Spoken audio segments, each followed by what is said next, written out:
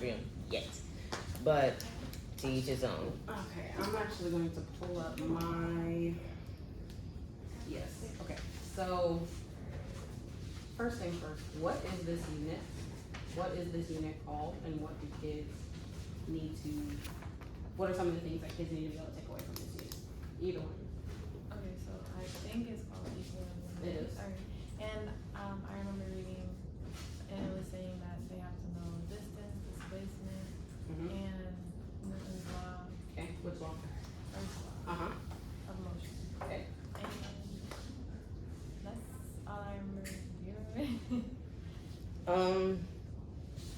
Basically what you said, Mhm. and like I said, for this particular one, relationship between force, mass, and acceleration, really force and mass, because acceleration is really FMA. They also need to know inertia, Oh, yes. and just the definition so you can apply it.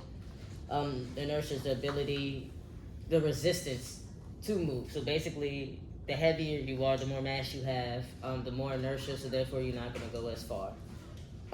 That's applicable to both number 1 and number 2. However, number 2 through that CER part, and so they would have to.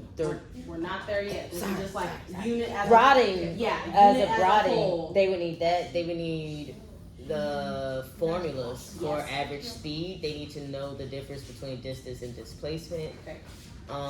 They would also need to know how to analyze a graph as regards of hashtag TSL, title, scale, and labels, aka independent and dependent variables. Okay. I do want to bring something. I've heard you say that the title of this unit is equilibrium, but based on the formative assessments that we've taken so far, do we see anything about equilibrium in any of these documents? I didn't. I didn't. Not unbalanced and balanced. Like I said, that's little on, but I don't like. Well, these 3 are the only 3 that they're going to take over the course of the unit, and so if one of the feedback that I gave to Jamie is that on the first formative assessment, there's supposed to be a number 3 that asks about static and dynamic, but I didn't see a number 3 on here. Did y'all see a number 3? No. So that would be the one place that we actually are talking about equilibrium, but everything else besides that is, to your point, formulas, graphs, charts, which is a little bit different than what we saw in the unit plan, because in the unit plan it does say first law of motion, balance forces, talks about speed, distance, and all that. If I'm not mistaken, I want to make sure because I looked at a lot of documents. The unit plan also harped on Newton's second law, which was crazy to me because not harped on it, but named it as basically mentioned, and I felt some type of way because we're talking about Newton's first law. If you throw acceleration in there and they don't know velocity, then so I don't know if I was reading the wrong thing or not. But that may be like be prepared to get to know, like start mentioning that to students, because when we get into unit 2, that's where that's going to come into play. Because I was going back to the document, I'm like, dang, did they say that already? But they mentioned it as like it's coming up. So to your point, kids need to understand velocity at this point, so that by the time we get into unit 2 and start talking about accelerated motion, we're ready to go. So that was we read the plan, we started talking about some of the big things. So now we've taken the weekly formative assessments that they're going to give over this unit. Let's look at the first one. Ms. Sahane, did I say that correctly? Was starting us off with number 1. Some of the things that she mentioned vocab wise, and Marshall, you were starting this conversation as well, is that kids need to know inertia, the concept of more mass equals more inertia. Something that Ms. Sahane brought up that I didn't write down is just the concept of units, and that if they see kilogram, that's equal to mass, that's a mass unit, and being very clear about that. So let's continue the conversation of like, what else do we see on this exit ticket that kids are gonna need to know, and what is some important vocab that we need to make sure is clear for kids so that they can get through this exit ticket. For number 2, I put well, first I drew, because I feel like the students would draw like a cup full and then the second cup half full, and once they see that, they they could determine which one would go farther by looking at how, I guess you can see how much they weigh just by looking at it, because like if one is full, then they're gonna know it's gonna travel not as far. But yeah, for number 2, they definitely need the concept of inertia to even answer that question. Okay. And also to justify their response, they have to know how to correlate inertia with Newton's first law of motion. So just knowing the law of motion, that could be a vocab word. And yeah, that's what I wrote for the first exit ticket. Okay. Marshall, is there anything that you would add before I check?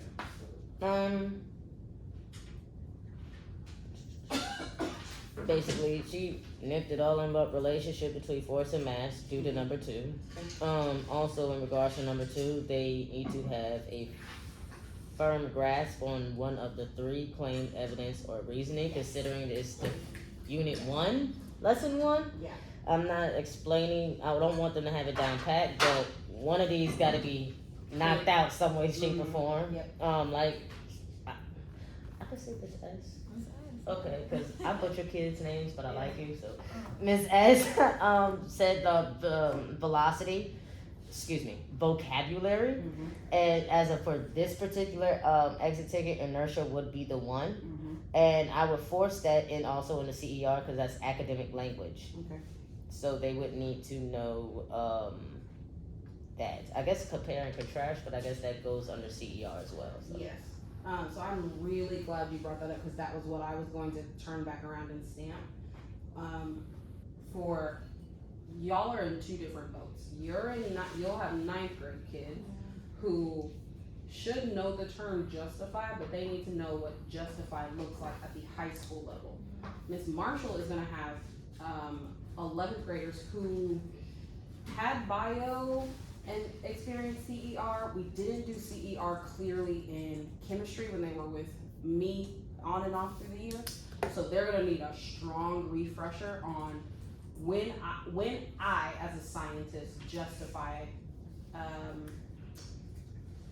what is the word I'm looking for? Need to justify my response. The setup that I need to use is claim evidence reasoning every single time. And I actually wrote that on my paper as like, well, when I get ready to print this exit ticket, I need to set up CER on here as a scaffold for kids to be clear that this is what I'm expecting. No, I noticed that's not on here. Are we allowed to put that on there? Yes. Or, cause I put that on my CF. Whatever it is. CFS? I don't know my acronym. Yes. Check for CFS. understanding or whatever. Yes. No.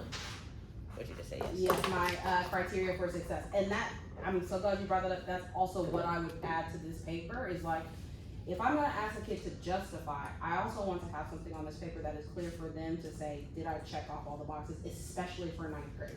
Because what we had physics for 9th grade last year, and that was the hardest. Like, kids did so much better, and you can quickly give feedback if you come back and you're like, did you check this box off?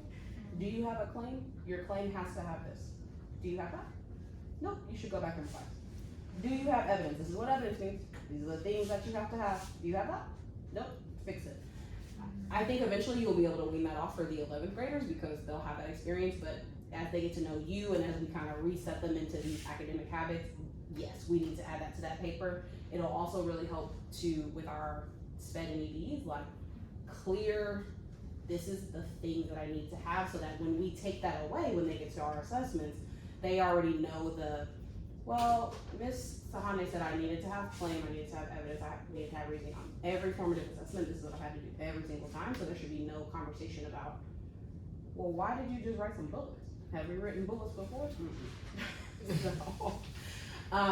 So let's recap. The vocab that I have that we should have we need to make sure it's covered is inertia, force, mass, Newton's first law, and CER. The only other one that I wrote was identical, because I'm like, does everybody know what that means?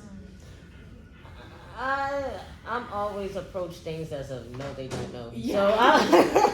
So that's the only other one that I circled as like, just make sure, like, where can I use identical potentially in a lesson, or how can I ask a question of like, tell me 2 things that are identical. What does that mean? Especially for ED students who are just like, I don't, because I get the question like, Miss, what does that mean? What's the answer for number 1? C. Yeah. And then the answer for number 2? Cup 1. Ooh. No, cup 2, because I have it right here. I have it. Look, I scratched it out and I put 2. Why is it cup 2? It's cup 2. Oh, cup 2 would travel further. Cup 1 was filled up completely, while cup 2 was filled up halfway. Mm-hmm. So, due to inertia being the resistant of movement, cup 2 is halfway full, therefore it will move further. And so the way she literally gave it to us was in CER. And so the way I answered it as well was like claim, and I think this is closer to how 9th graders claim from the beginning, is I said cup 2 will move further, period. My evidence is that cup 2 has less water, therefore less mass than cup 1, period. And then I was kind of stuck on the reasoning of like, I think my reasoning would be cups, we know that objects with more mass have more inertia, which means that they are going to be resistant to movement. So because cup 1 has less water, it's not going to be as resistant, thus it will move further. But getting kids to that point, we're gonna need to, when we get to the lesson part, it's like, where do kids get to practice that? Because if we don't see opportunities for them to practice that, we need to make it happen. Because by the time they get to this and it's time to deliver, they're gonna be like, here you go, I'm done. Okay, questions about the first exercise? Also, something that I would put on here as well. Not put on here, but kind of like push for kids, because I'm all about annotating. Like, I see it on her paper as well. Draw it out. Oh, yes. You said I have a problem, but like, draw it out, because Yeah. you want to get them used to drawing. A lot of them feel like sketching has to be specific, but I think somewhere on in these units, I want to say it's either 3 or 4. But I'm gonna go ahead and just put 2 on there as well. You're gonna be sketching. You're gonna be You'll sketching need it. different scenarios. You're gonna be sketching force diagrams. So you kind of want to get them used to sketching to grasp a conceptualization. I'm so glad you said that, because that was the thought that went across my mind when you said the word picture. And what I asked myself is, how do kids know that they should draw a picture? Like, what in here would tell them to, like, we all drew a picture, but like, why did we do that? And if we don't model that for kids of like, I started reading this question, and the first thing I thought was draw a picture. That's something we need to teach and we need to practice with them. Okay? Alright, let's go to the next one. This is for, is this the right one? Yes, this is Unit 1, Lesson 9. It's the second weekly formative assessment. I would love to hear first what are some vocabulary or terms that kids need to know before we get into the actual problems. So what are some vocab kids need to know to be able to tackle this exercise? So I think average speed, distance, data. Whoa, I didn't have data.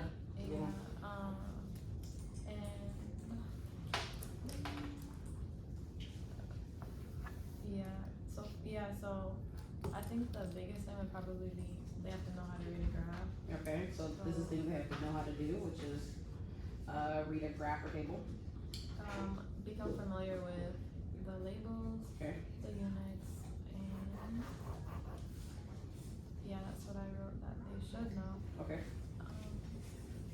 Marshall, is there anything you would add for vocab or what kids have to be I able to do? Hashtags in my class. Okay. I don't know if y'all looked at or not, but hashtag TSL, not the MTV show, but TSL. What is TSL? Title, scale, label. Label okay. branches off to independent, dependent variables. And that's an easy way for kids to remember. Yes, along with solve box, a sub unit box, but What is solve that? unit box sub. It was. What is that? I love this. And so hashtag sub, but they would need to know TSL. Oh, for their answer, like you should solve it. You put your units. I mean, box. what? That is No, so math. It's basically annotate variable / formula, Oh, so plug smart. in and sub. Okay. Like that's a standard. You So hit that the helpful. first day of school. We're gonna end in May with that same 4-step. Wow. Honestly, all my math problems be 8 points. Those steps are 2 points apiece.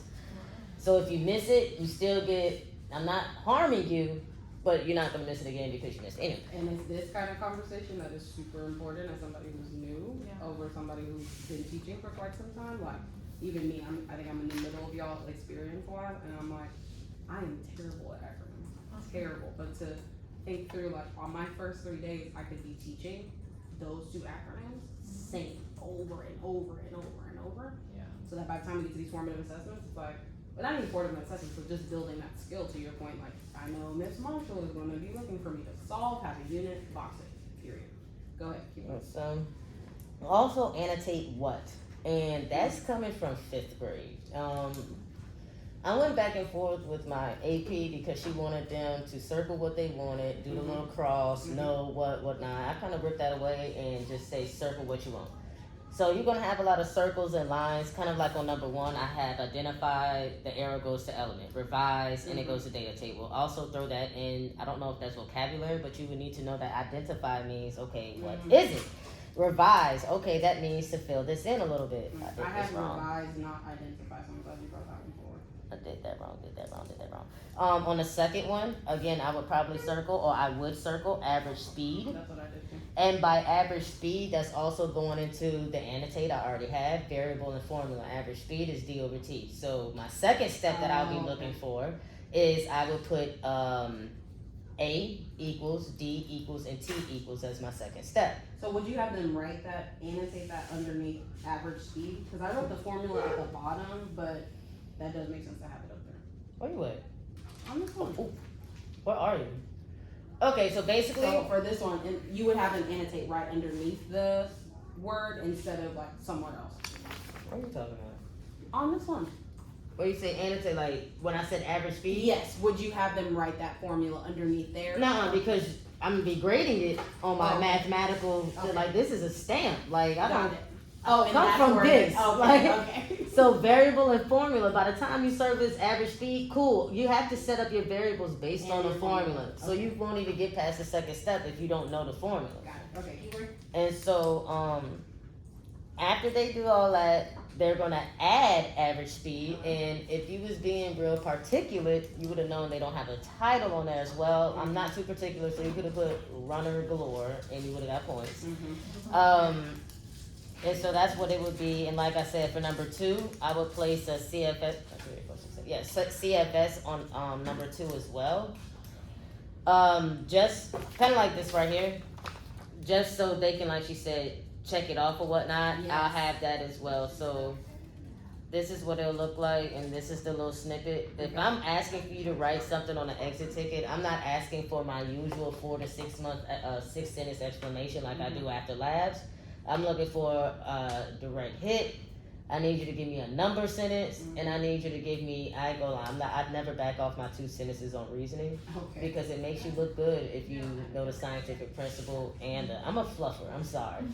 So I can fluff up a paragraph. I'm gonna teach y'all how to fluff. You may need that in college. And so, So what I'm hearing you say is a couple things. Number 1, the annotation of these problems and having clear steps for kids to follow with those annotations. To your point, also having the checklist for CER, because what we come back to is in the problem, it says exemplary scientific written response. To get that, kids would need to follow CER. What I see on, it looks like all of our papers is also showing their math, but nowhere on here does it also ask them for that. So that is something we would wanna put as our criteria for success as well, like show your steps, and that may live in what you already have on your steps, but for you, for sure, you're gonna have to name for kids. I expect to see how you got these numbers. I'm sorry, clarifying question, because both of my kids make it stuck, because when you were talking, like, it's revised, but it's the connection. So I guess you could somewhat build upon that, because they may get stuck on number 1. Honestly, I would throw number 1 into my lesson. Oh, okay. Not exactly, but throw it into my lesson so they know when that comes again and they see revise, they know, hey, yo, revise. Because I had to think, revise? What you mean? Put a title right there? But when I look more closely, I'm like, dang, like, it will help me if I could just look and be like, okay, average speed is this, and go then. So I'm like, dang, okay, I need to solve for average speed. But that lag was like a minute or 2. Okay. And so you have 5 minutes, and you already wasted 2 of those minutes on that thought process. So on number 1, I've heard your hashtag TSL, so title, scale, and label. What I wanted to make sure I brought forward here, because I started to look into the lesson, because I asked myself on number 1, what are the key elements of a data table, which you gave me with that hashtag. but I wanted to see what the lessons say is the key elements of a data table. They say a title, headings with units, it's supposed to be drawn with a straight edge, and they have to include the average of measurements. Those are the 4 things they want every table to have according to the curriculum. And then I asked myself, what lesson do they learn this in? This is the exit ticket for lesson 9. We start talking about data tables in lesson 6. So that process that I did is more deeper into like starting to do lesson internalization. But I had to ask myself that question. Why do you think I asked myself that question? Ask yourself why you asked yourself? Yeah, why did I ask myself these questions? Like the ones we just went over? No, the ones I just asked myself. Oh, snap. I apologize. What are the 2 questions I asked? The first one is, what are the key elements of a data table? Why did I ask myself? Oh, yeah, because that's going to be a criteria for success. Yes. And so, honestly, that's actually the answer to the question. What are the elements of a data table? Because you'll be able to quickly identify that element and revise it accordingly. Yes, and if I haven't taught kids that, can they answer this question? No. Okay, so then the second question I asked myself is, what lesson do they learn this in? Why did I ask myself that question? Go ahead. To make sure that they learned it, right? Yes, yes. Because if I'm asking this, if they are gonna see this, and I go back to the lessons, and I'm like, never do we cover what it means to talk about a data set. They're gonna get to this question and be looking stupid. So that's, yes, those are the 2 And things that I also wanted to gives make sure I you stamped that. an opportunity of reteach. I'm gonna start doing that. Put my reteach Mhm. lesson. So I'm like, okay, lesson 6 is when we introduce to this. Yes. So I'm like, okay, then I got a little space to throw it in there. Yes, yes. The other reason why I also asked myself that lesson question is because this is saying this is the exit ticket in lesson 9. So you could potentially assume like they're gonna learn it in 9, and so then I'm just gonna give them an exit ticket. No. Lesson 9 is like wrapping up the lab. So ideally these skills should have already been learned. So I need to figure out like, is this something that I cover between 6 and 9? And so that's why I started doing a little bit more digging, because it's not just 9, and I need to make sure that I keep harping on this so that by the time they get to this in 9, they are clear. Okay? So, questions on this one? I think are we all on the same page about things we need to cover? I'm gonna get to this one. Oh, this last one, No, I just didn't do it. it's not difficult. But I am struggling with number 3 and 4, real talk. So let's start with vocab you see, just off, Ms. Sahane has already done it. 3 is inversely. So inverse is one of the vocab words. What else would you add? You said for number 1 and 2. Just the entire Okay. Like directly proportional inversely. Yep. Also magnitude. Yeah, that's what I wrote. And then triples. 'Cause we don't know Oh, that. yes. That's one I wrote You too. said magnitude? Magnitude. You wanna thought that came to mind? Mm. I'm like, I'm so glad she thought magnitude, because you're gonna need that for scalar and vector. Oh yes, that's a good connection. I'm gonna write that down. And honestly, they don't start using that into standardized tests, and so that's more of academic language. Yeah. Sometimes you gotta be like, is that a scalar or a vector type thing instead of a lesson. And that comes up so much in their later units where you have to be like, this is a vector quantity, so this means you have to have X, Y, and Z, compared to this is a scalar quantity, so that means this looks a little different. So I'm really glad you brought that connection. Also, number 4, the word constant. Oh, I wrote that. Yes, they're gonna need to know that. That's so constant. What's a word that also comes up that they should have seen already, but might need to be reiterated again? Reference? No. Value. Nope. Divided. Well, that's not the one that's not, it's something that we've already talked about on, exit ticket number 2. Repeat your question? Distance. Oh, okay, yeah. Also distance, yes. Is there any other words that you're like, kids need to know these vocab before we jump into it? I would do displacement. Only Oh, reason yeah. being is when you start introducing distance, I feel like you need to throw displacement in there as well to kind of just eliminate the confusion, because they're really hard to confuse. Mm.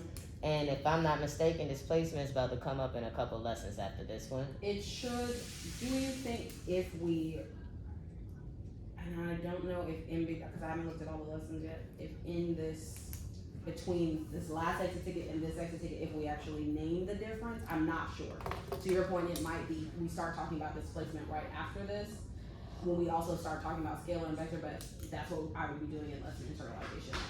When do those things come up? Because if we are gonna talk about displacement after this, I don't wanna confuse them before, but if we are talking about it here in the middle, then to your point, I would wanna clarify, we're talking about distance. Not displacement. yeah, in Yes. regards to that. Yes. So Okay. So number one, what's the answer? Directly proportional. Yes, that's what I wrote. And I also, the way that I annotated directly and inversely, for directly, I put 2 arrows up and then 2 arrows down. So if one variable is going up, the other one is also going up. If one variable is going down, the other one is also going down. And that's a quick, like when I model for kids, that's what I write every single time to help them also remember. But for inversely, I wrote opposite arrows. So one's going up, one's going down, or one's going down, the other one's going up. So that it's very quick for kids of like what is happening with the variables for these words. also, when you was talking as well, I thought number one would also, again, they'll probably be introduced to this in the lesson. I would also harp on predictions and independent dependent variables, because that one sentence is what I use. If I change this, what will happen to this? That's a good What if I change this, what will I bring my ruler to? Because a lot of people like, oh, I'm measuring, no. What are you going to bring a ruler to, figuratively speaking? And so I would also throw that on there as well. If what happens, what will happen? Because that one sentence I've been using since the 3rd grade applies to like 7 different things. And kids are also no thought process right now. And so by you memorizing, if this happens, you knock out predictions, you knock out hypothesis, you knock out independent, dependent variables, you knock out, and by knocking out those things, you knock out graphs, you knock out analyzing graphs, analyzing experimental design, which for some reason they test these kids on, but don't really give 2 lessons towards experimental design. So, yeah. 2 things that I would add. One, I would definitely, what resonates with me about independent dependent variables is on assessment number 2, which we just talked about. In the lesson, they specifically want us to teach this format for the title. The effect of the independent variable on the dependent variable. That's how they want kids to title a table. So if they don't know what independent and dependent variable is, they could not title it in the way that technically we're looking for. Name that again? That's the first time I ever heard a rule on a title. It's in, so in lesson number 6, which again, this is my lesson internalization process after I took these. I then started to look through the lessons. They say that they want us to teach it. Title has a format. The format is this.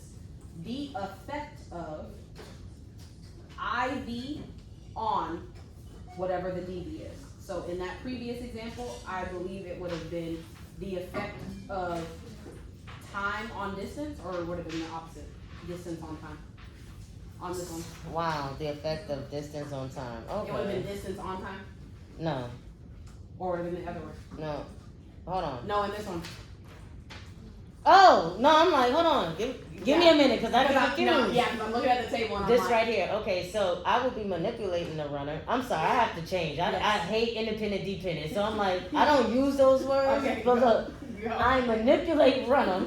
Okay, go ahead. And some way, shape, or form. Actually, no. So the effect of The effect of hold on. that's why I'm like, is it time on distance? It's the way it's worded. I don't like that. I want my 3rd grade sentence. I can do it in my 3rd grade We can't sentence. give them a 3rd grade sentence with 11th grade. And So I how can would scaffold it though. I can use it as a how would you scaffold. name it? What would you give it? The effect on manipulation. And so what happened was, it's crazy because time and distance were both measured. So I guess I will manipulate the runner. The effect, but it doesn't make sense when you throw it in here. The effect of the runner on the average. Actually, no, distance and time wouldn't be it. I would choose average speed. So put that on there as well. Kids need to know the difference between relevant information in regards to multiple variables. So then to that point, if we go back to this exit ticket, that's why in our key elements of the data table, we would need to have the average measurements in here, because that is what we need to put in our title.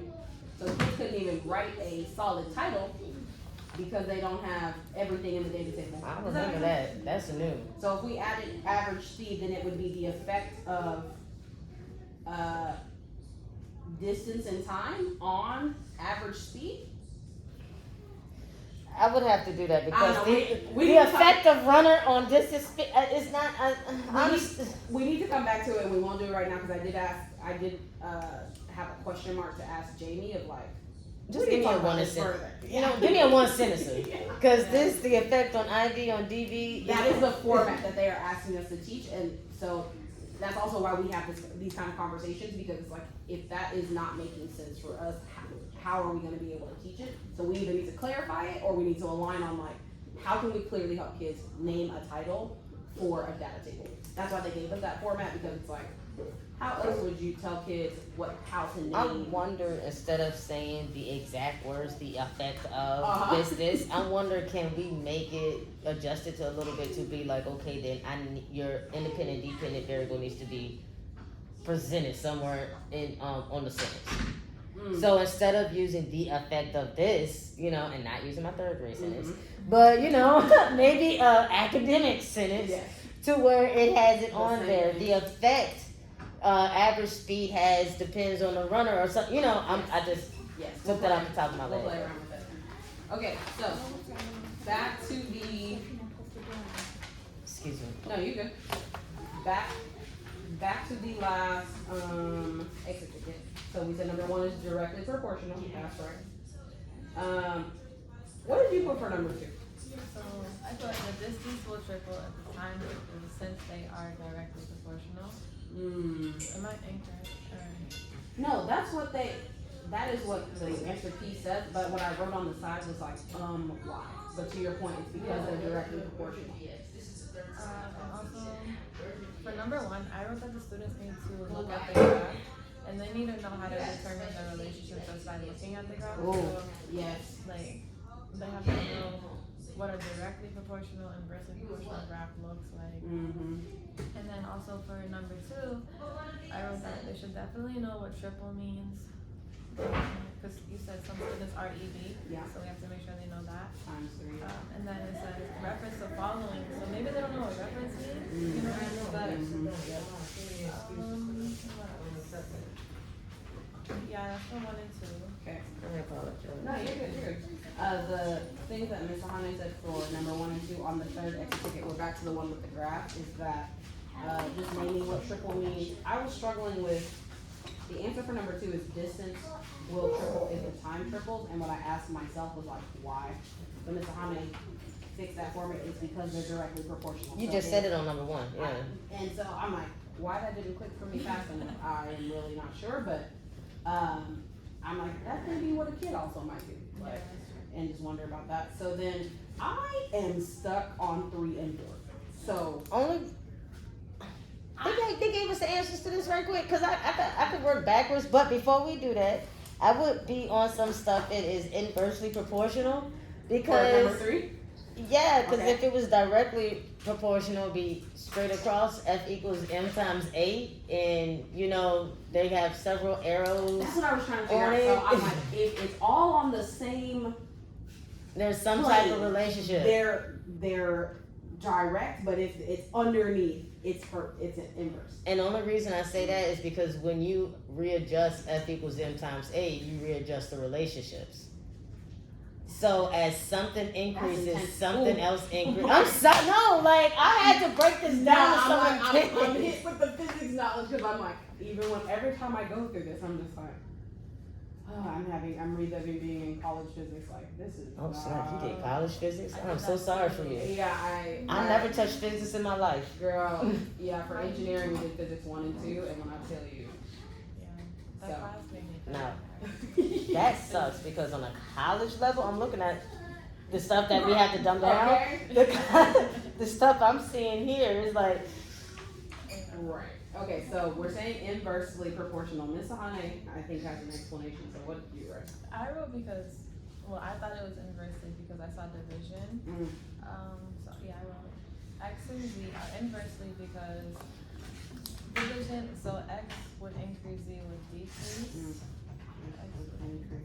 Which goes along with the annotation that we were just talking about, because if they could do that, then they could do Actually, that's another one of my hashtags. What's your hashtag? This one is F equals M times A. Don't get me wrong, I forget which one is which, but a lot of times my hashtags will be like this. M, A, like that. Or, different things, or the way it adjusts. The hashtag may be the formula A equals F over M. Okay. But they'll know where the arrows go. But of course that happens when you connect the hashtags a little more. But it's kind of like what you said. I'm not a math person, but I know there's a pattern, and I know there's a pattern to whether or not we multiply directly or when we divide. I'm gonna get that pattern. What I do want to bring here is that in the top problem and the bottom problems, we're still talking about directly and inversely. Are kids seeing this concept the same way? Right now, no. Okay. How are they seeing it in the top versus how are they seeing it in the bottom? The bottom is more mathematical. Okay. It's more conceptual. Okay. But the top version, you actually have data to back up what they're trying to show you, or what you're trying to prove is more relevant. I felt like I was in geometry for 3 and 4. 1 and 2 is more sciencey. I'm able to is academically relevant.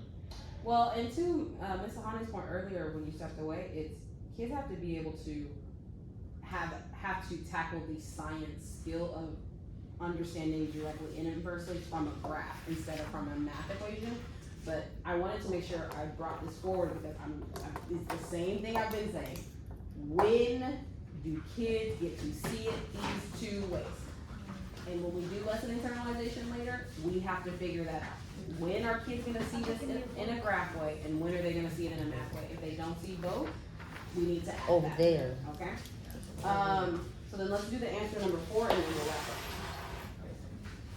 So, in order to hold x constant, which we said was a word we need to bring forward, what must happen? Like the wording of this question is confusing. What is it asking? That's why I told you. I tell my scholars all the time, we suffer with math. We was gonna suffer on 3 and 4. We don't want them to suffer. We want this. It's a suffrage because it doesn't make sense. In order to hold x straight, what must happen to the value of z if divided by 2? So but basically, what you just did, you said the question differently. So, so that kids don't suffer. What is this question really asking? That's my question. I guess I can ask a reiteration of the question before they ask that certificate. I mean, actually stop and answer for, hey y'all, before you complete the exit ticket, make sure you read majority of the questions. You can reiterate the skills, but you cannot reframe this question, rephrase this question for them, because that takes away them having to learn. What you would want to happen is that while you are teaching, and in several examples, it's because I know that's why we need to find that lesson so I can stamp it. And you would model like this question, like literally think aloud. This question is confusing to me. What am I going to do? Well, something that I can do is I can try to rephrase it so it makes sense. Instead of saying constant, I'm going to say straight. Instead of saying this, I'm going to say that. Now I can figure out what the question means, and that's helping kids get the practice that they need to when they get to this formative assessment. They're like, Ms. Marshall, this don't make sense. Okay, well, when something doesn't make sense, what do? We try to rephrase it first. If we can't rephrase it, then what do we do to try to tackle it instead of giving up? Because that's going to be kids' first instinct. Like, I don't even understand what this means, because that's what I did. I started looking at it and I was like, I don't understand, I'm done. But then they don't ever practice and they don't get the skill that they need. So, Ms. Sahane, if you had to rephrase this question, what is it asking? Okay, I would say Alright, so if you divided z by 2, what would you have to do to y to keep x the same? Oh, okay, say that again. Alright, so if you divided z by 2, what would you have to do to y to keep x the same?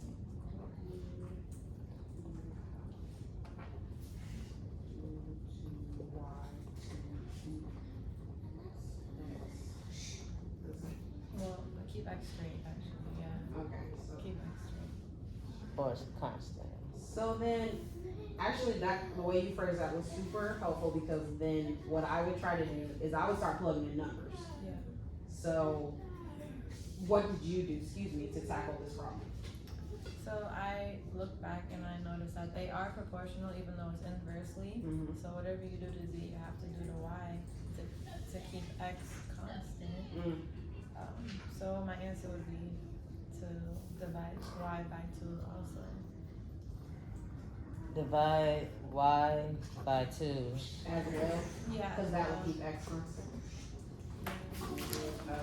I would need to find out the scientific principle from that. I would have to go backwards on that one. Yeah. And I think you could, come on, I think you could if you really, there we go.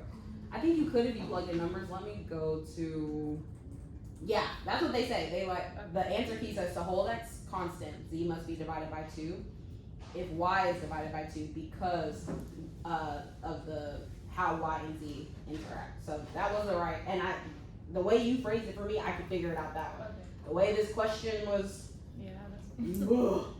So to wrap up on this one, things that we learned. Things that we learned is on all of these activities we talked about the vocab.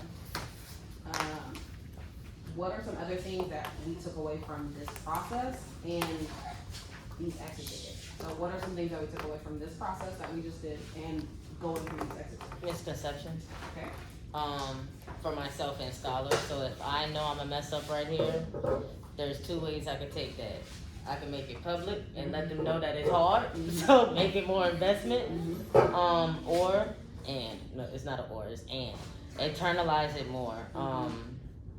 But like I said, I know that I struggle with math, and so like I showed y'all, if I don't have an answer, look, you're gonna have to give me the answer so I can find the pattern and regurgitate it back. Like that's how I could work with it, but outside of that, it's basically misconceptions and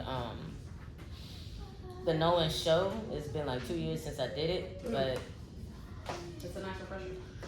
it's a nice refresher and I like it. So yeah, I also like the fact that y'all welcome feedback on these lessons. You don't just be like, it's on here, so you have to do it no matter what. So that's kind of refreshing as well. Yeah, we have to make this relevant and useful for our kids and make sure that they're prepared. What are some things you took away? They have to know the basics. Like they have to know how to read a graph.